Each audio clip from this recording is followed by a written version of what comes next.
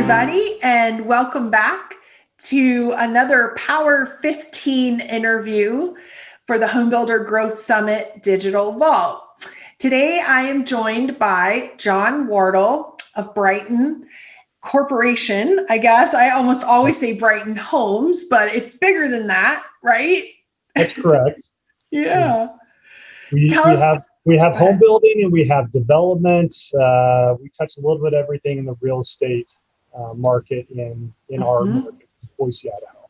Yeah. So tell us a little bit more about Brighton, how long you all have been around, what kind of different projects you build, and tell us a little bit more. Yeah, so Brighton started out in 1968. We were a residential lot developer, so communities. And that's what we did for a long time. In 1990, David Turnbull purchased majority ownership in the company and helped us kind of expand. In 94, we also introduced home building.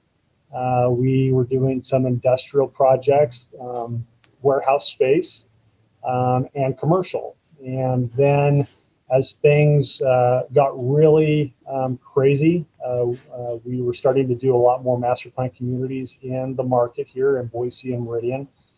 And then everything kind of tumbled back. But we were in a pretty good position as a company. And so instead of just sitting on the sidelines, repositioned and were able to purchase some new projects and projects which had stalled. And as we started kind of coming back out of it in 2012, 2013, emphasizing again our home building operations and our master plan communities. And then we started expanding into office parks. We have a new office park here in Meridian, Idaho called 10 Mile Crossing. That's where our office is now. We're doing apartment projects as well. We have 4 communities here. We have some other locations in the Intermountain West where we're doing apartments. We're also involved in assisted living. We have an assisted living community development that we're doing. And so really kind of what we're looking at are where we can use our strengths. It's always about creating great places. And so if we are building a community, whether it be an office park or residential, the intent's still the same. We want to make sure that we can always use that as a highlight. We're only really as good as our last project, and we've been able to continue to build one on top of the next. And so that's worked really well for us. If it's not something that fits within the Brighton name, then we probably would pass on it. But we definitely are, we're about strong relationships. We always contribute to schools and parks. We work collaboratively with the highway district. So that's probably the thing that's most important to us are the relationships that we have and our reputation in the community. And you and I have known each other for several years now. You were with a home builder in Jacksonville, Florida, Glenn Layton Homes. And I interviewed Katrina for this interview series just a couple of days ago to get her perspective because Glenn runs a great company there. So if you haven't listened to Katrina's interview, I definitely recommend it to everyone. And so we met there, but you weren't there too long before you and your family relocated to Boise to join the Brighton group. And we've been working together since. That's correct. In fact, you and I actually met probably in 2011. You came to Utah. I think you did a builder show for one of the small associations there. That's did. When we first met. I was working for Woodside Homes in the Salt Lake market. Okay. I actually worked with Glenn and Katrina before that with Woodside in Jacksonville, Florida. So we're kind of, knit together. Yes. Time, but I have found that you've been a great resource for me anywhere that I've gone because you understand the things that home building communities and the real estate industry face. And so having that expertise, a sounding board has been great. So that's why I keep making a call to you. We appreciate it. So one of the things that I thought would be interesting to everybody listening, none of us predicted the housing surge that has come out of COVID and the pandemic, but particularly certain areas of the country have surged more than other areas. And Boise, Idaho, it does not matter whether I'm on Builder Magazine's top markets list or Pro Builder Magazine or any of the financial websites where they top cities to live. Boise, Idaho is off the chart. You guys are like, your market is a rocket ship of growth. What is that like to be in a market like that? What are some of the challenges to it? What are some of the cool things about it?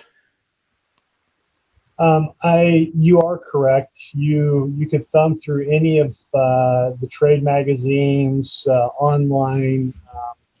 Idaho is very much on the top of everybody's list. I think the thing that has pushed us as well is the ability to really work from wherever you want to. And so we see a lot of activity coming off of the coasts that are here. So out of California, out of Oregon, out of Washington. We from many of those major cities, we're just a flight away. In fact, the neighborhood that I live in, go back 6 years, I probably have 4 or 5 neighbors who have been living here but have been working in California. So their families are here, but then they're going there to do work. And now being able to work from your home and companies embracing that maybe as a way for them to reduce their own overhead and costs. So some of the things that are really good here is, we live in a very safe place. Everybody would say we all have crime wherever we live. We do live in a very safe place. And so that's not a concern. The schools are good. But we also have great access to recreation. We have a small ski resort just 45 minutes up the hill. If you want to go a little bit farther north, you're 2 miles or 2 hours away from Tamarack or McCall, or you can go to Sun Valley 2.5 hours away. So those things are really great. And if I want to go hiking or I want to be on a trail, I really can be from about 10 minutes to my house to the foothills, and I can be there, or down in the Boise River. So outdoors, if that's what you like, this is a very easy place to be. And we have access to great things here. So having all of those things together have continued to make Boise attractive. We are not unlike everybody else, however. At the beginning of the year, as things felt very active, and then all of a sudden it's like, okay, what are we going to do? Hit mid-March or mid-February, early March, and we're like, okay, I guess we're done. And so we did put pause on a few things, but it just really it pushed off that demand cycle about 3 months. And so all the demand that should have been there, it all came flooding in. So there weren't any resale homes that were hitting the market. There wasn't any new home inventory that was available. And people just coming to town and saying, I don't really care what it is. I just need something. Yeah. And that part of it's probably the most startling is that people they don't really care what it is. And so that makes sales difficult, I think, not from a transaction perspective, because, if there's limited supply, you kind of say, well, this is what I have. And if you don't really care, then you can move in. But I think what it does cause issues on the back end of that transaction. The big hire is purchasing, right? Signing the contract. But the little hires, or where the customer satisfaction comes in, is when, how does the construction process go? What is the handoff to warranty?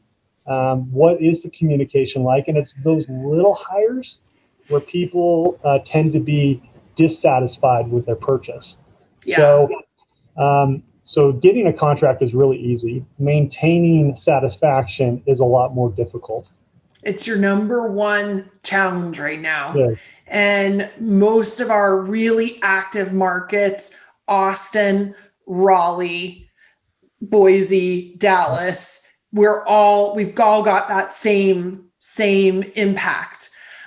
We see in Raleigh, we've got quite a heavy influx from New York, New Jersey, Pennsylvania, because you're right. You could work for a company in Manhattan, but do it from a home office in Raleigh, North Carolina now, and it's perfectly acceptable.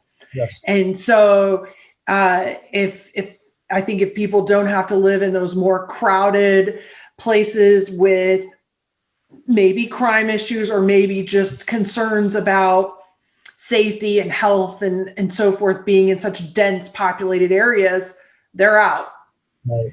And, audience, if you've never explored this part of the country, I can tell you it is beautiful. Now, I know this because one of the things that Brighton does best, and it doesn't matter if it's on their home building side or their commercial side or their senior living, is your photography. You have your marketing, all of your marketing people in the different areas of the company seem to really understand and value stunning photography.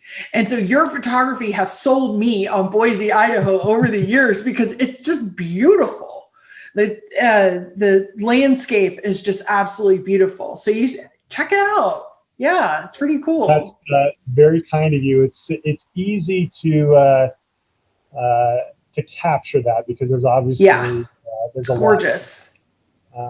But one of the things that we've also focused on in our communities is people have a place where they go to work or go to school. That's place one. They've got their home. That's place two. But they need a third place, right? Yes. And the third place will be different for whoever that individual is. So it's not a one size fits all. It could be a clubhouse or a gathering space. It could be a neighborhood park. But one of the things that we found is the most important for people is they want to have a place to walk, kind of a destination. Doesn't need to be far, but they want to have some place where they can get out and go. And if anything we learned from our shutdown earlier this year was people want to get out of their house, but they don't necessarily want to be around everybody else. Indoors. Yes, that's right. So we need to have some other place. We need to have that third place to go. So that's important on the community side, highlighting where people might find themselves aspirationally. And if we just sit in a room and just talk amongst ourselves saying, well, I think it would be this, or I think it would be that, we really miss. We need to understand why people want certain things. What is it they're hoping to gain from a new home? What's the struggle? What are they trying to find new that they're not satisfied with right now, or even in a new community? Because if you don't have a reason to, why would you move, right? Right. If you live in a crowded, dense city and you don't want that, that's your motivation to get someplace where you have some wide open spaces. Yeah. Or maybe you need to move because you don't have that place to work from home. It's just not functional, and you got to find something new. So finding out from the books I've read, finding out what that struggle is that people have is a lot different than just offering features and benefits.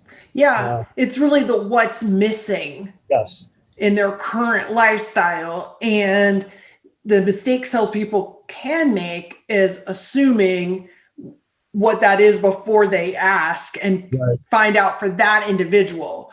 So for some individuals, it could be a home site size orientation that's missing. It could be the community aspect. It could be the actual layout or the size, but it's not one size fits all. And I think you're right on with that outdoor walking feature. It's like we want to get outside, walk to something, feel like we're part of the community, but without a lot of togetherness.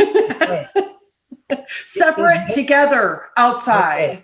There's nothing better than waving at your so-called neighbor as you're walking outdoors. Yeah, that's all. Not waving to them when you're hitting the garage door opener and you're going into your garage. I mean, being outside, whether you're walking a pet or with kids or who knows what. Yeah.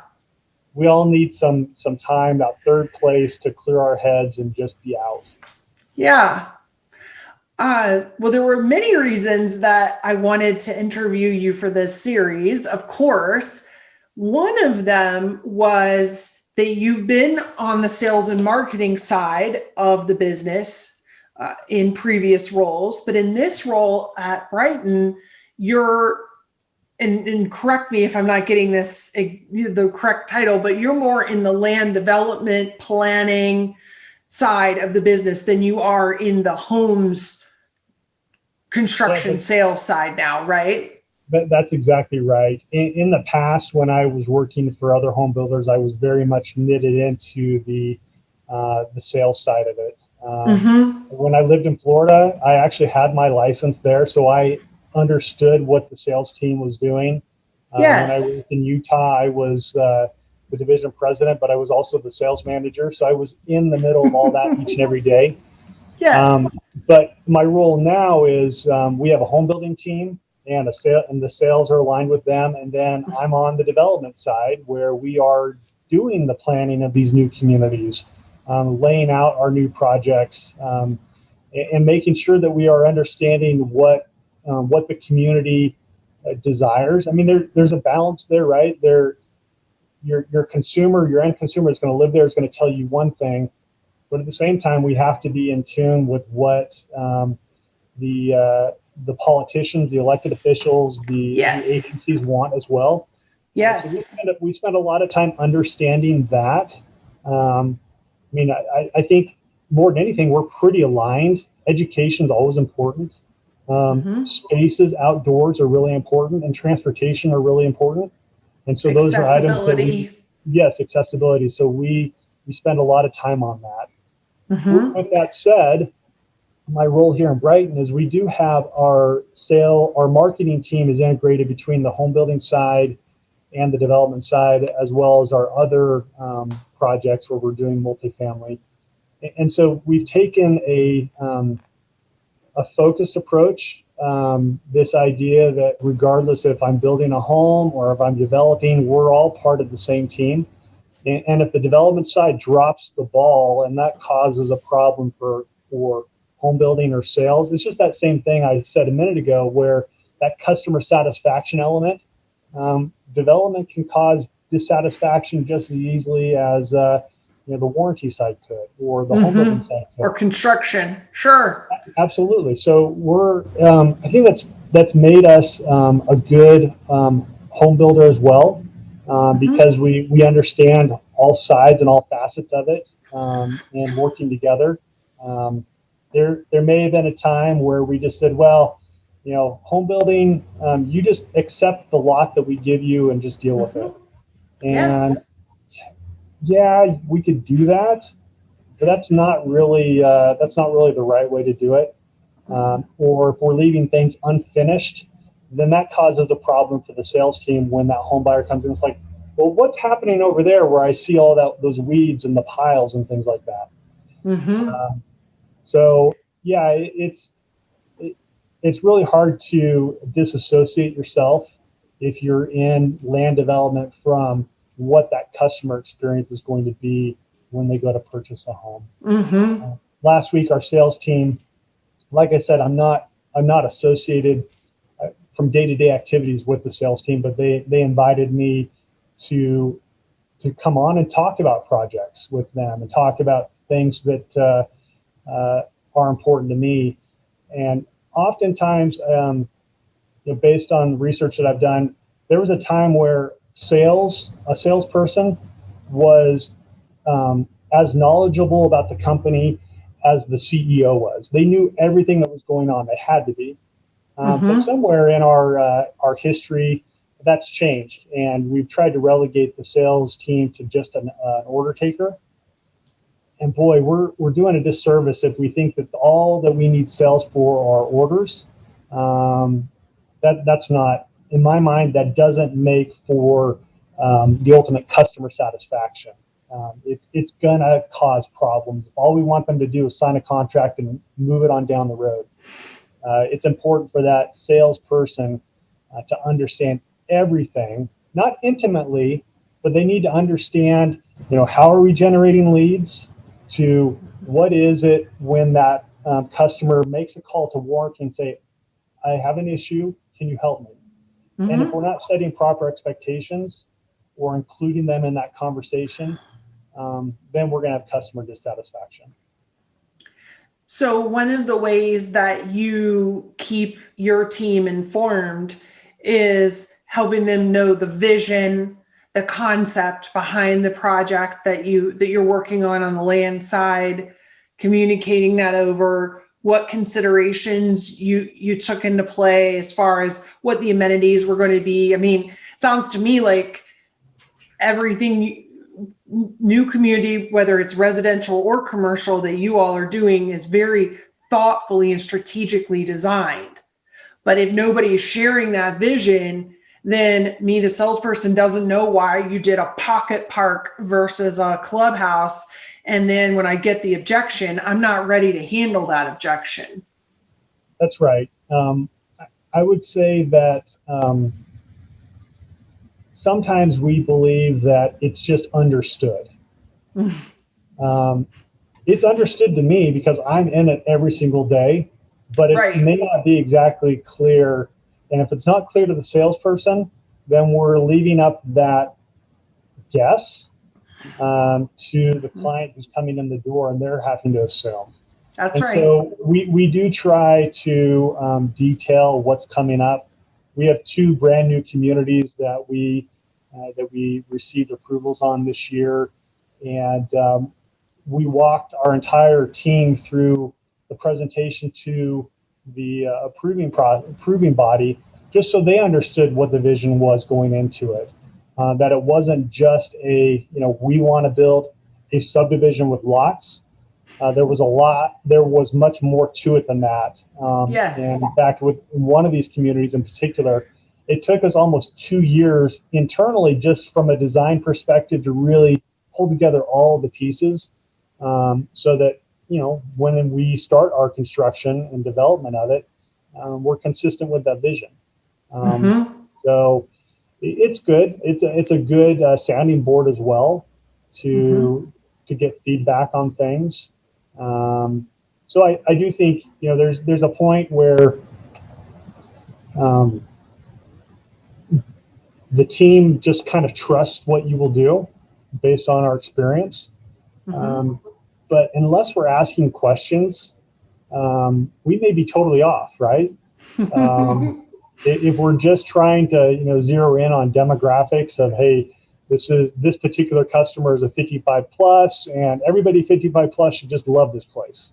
I don't know that works. I mean, yeah, they check one box that maybe that if it's an age restricted, they could qualify, but if they don't have a reason to move, I mean, they may love it, but it's not going to equate to a sale.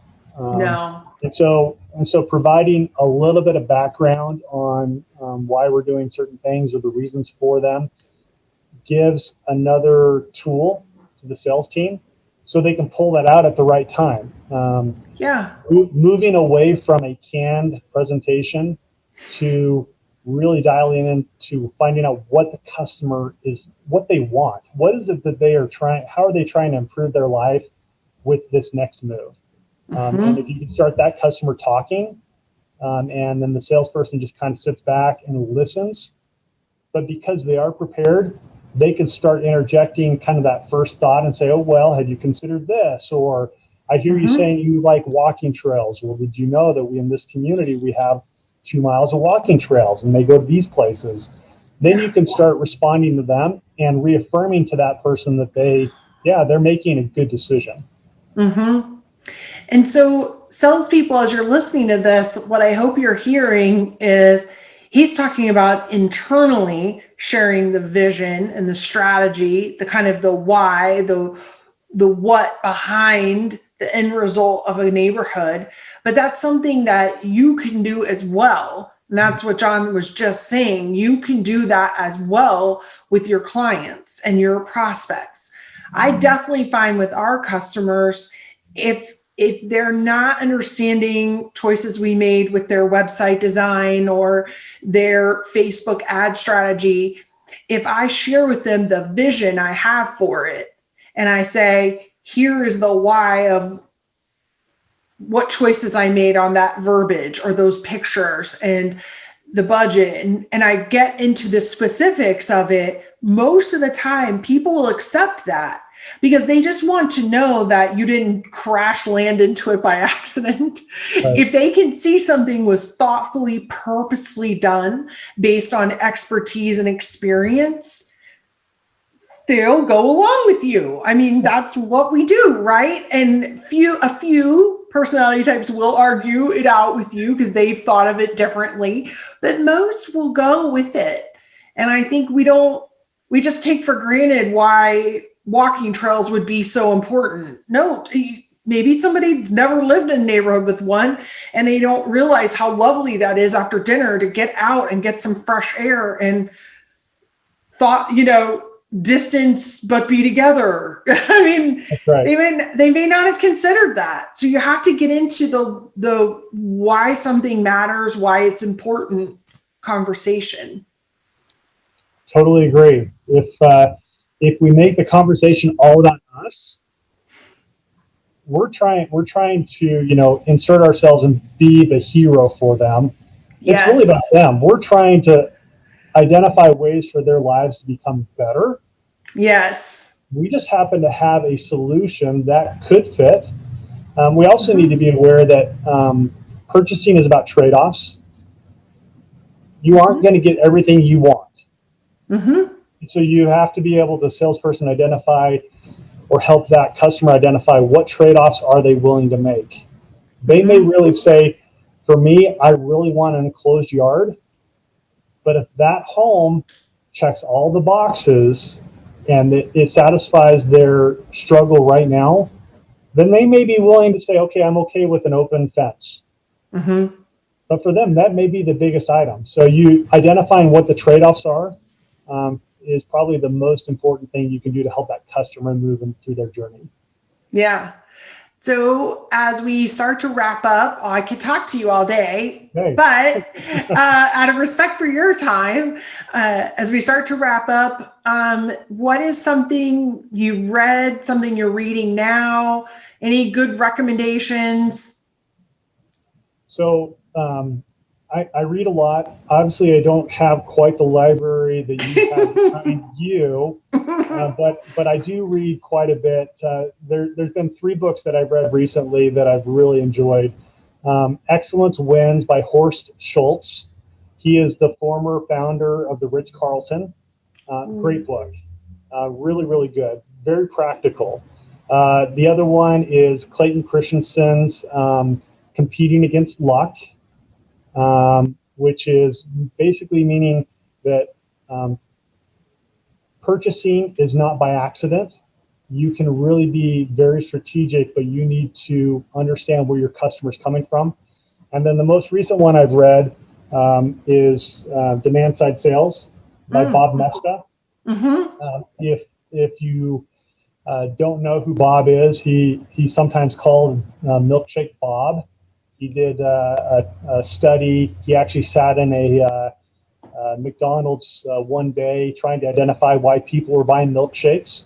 Interestingly, he found out that 40% of the milkshakes sold at McDonald's were before 8:30 in the morning. And he couldn't understand why. So he was asking those questions. Why are you buying a milkshake? What job is it that you're trying to hire this milkshake to do for you? And so his new book, Demand Side Sales, really is flipping that, kind of taking the ickiness out of being, quote, that icky salesperson. Pushy, we think that they're just in it for themselves, quotas, to really understanding what the customer struggle is, what it is that what's the product they want from us to satisfy a demand that they have. So I read a lot. One of the quotes that he had in this book as well, but William Denning said it was, "Without theory, experience has no meaning. Without theory, one has no questions to ask. Hence, without theory, there's no learning." And so I like the theoretical side, but I also like the practical side. And that's one thing that Bob, in his book, he goes through a number of case studies, one of which is a home building case study. That we were chatting about earlier, that seems like you're familiar with that case study as well. Yeah. But it really comes down to understanding what the individual struggle is. He suggested, just in the very end of his book here, that one of the things to do with a customer is to look for a struggling moment. And he said 3 questions when that person comes in. Don't get into a canned or pre-planned presentation. He said 3 questions that he would always ask were: how long have you been looking? Is your home up for sale now? And the last one was, how will your life be better by moving? Mm-hmm. So at that point, it's all about them. Yes. You totally moved the conversation away from, shiny, new, awesome, whatever it may be, granite, fixtures, because they really don't care about that. Mm-hmm. They're trying to improve their life. And so by starting with them, asking simple questions, then you can move into answers which are more relevant to their struggle. So again, I've read this 3 times. Every time I'm a actual book reader. Mm-hmm. When I read a book, I also have to have my number 2 pencil, and I'm marking stuff up and taking pictures on one of my apps just so I can get those quotes in there. So for me, reading is really critical. It's that part of the theory, but then it goes back into the day-to-day application. That's right. What are you reading right now? I am not, well, I mostly listen to books right now. And I've got about 3 different ones going at any one time. I've got one called Presence by Amy Cuddy, which is a couple of years old. Amy Cuddy, Cuddy. She made a TED Talk, went like international superstardom with a TED Talk on power poses for self-confidence, but there's so much more to her work. She's a Harvard researcher, and there's so much more to her work about why we feel intimidated or confident in various situations. Mm-hmm. So I've really enjoyed it. I've got a couple of faith-based books that I'm always digging into those. So I got a couple of those. I got a Max Lucado going. I got a Joel Osteen going. I always have one of those going. And then, I'm going to draw a blank. Trey Gowdy, who is a former congressman or senator from South Carolina that's retired from politics, but he was a prosecutor his whole career. And he's got a new book out, and the title is slipping my mind, but it's on asking questions, because that is his forte. And it is phenomenal. I love it. It does have a little bit of politics in it, but not overly so. It's really more about his career as a prosecutor. So if you're in sales, you want to learn to ask better questions, Trey Gowdy's new book is really good on that. Great. So that's kind of what I have going, but it's mostly in my ears these days because I don't have any flipping time. Hey, I think each of us learns differently, and I think that's one of the things we have learned through the dramatic changes that we've had recently. Yes. Anybody who has a child in any type of schooling situation, we all know the struggles there. But I think the key for each one of us is embrace the way you learn, and always learn. Find a way to put thoughts in your brain so that you are better positioned to have questions find you, right? Or answers find you. If we're not asking questions, we're not leaving any space for those answers. And so whatever way we learn, just do it. Be consistent with it. Yeah. And I know that you are authentically, that is one of your guiding principles for yourself, because you have always been a learner. You know, as you said, you and I first met at a conference where I was speaking, and all the years we've worked together. And it's just a fantastic trait to have. So audience, I would challenge you, as we bring this particular one to a close, like, what are you learning? And as Jon just said, what questions are you leaving space for? What answers are you leaving space for by learning something new? Because I'm that way. I have big, wide open spaces ready because I can't wait to absorb it all. There's so much to know. Well, I think just to end, when we are asking questions, we are training our brain to identify that there are opportunities to learn on everything, and Yes. we may not completely agree with what somebody else is saying, but we definitely do need to respect that they have learned something, and for them that's important. And so yeah, it's significant. It is significant. So I think that's part of life as well. Is we always have, every day is an opportunity to learn. And so we just need to take advantage. If we're not putting the right stuff in our brain. Yeah. Well, Alan and I appreciate your loyalty and support all the years. I don't even know how many websites we've built together at this point and how many marketing campaigns we've done. It's been a lot, but we appreciate you guys. We love working with you.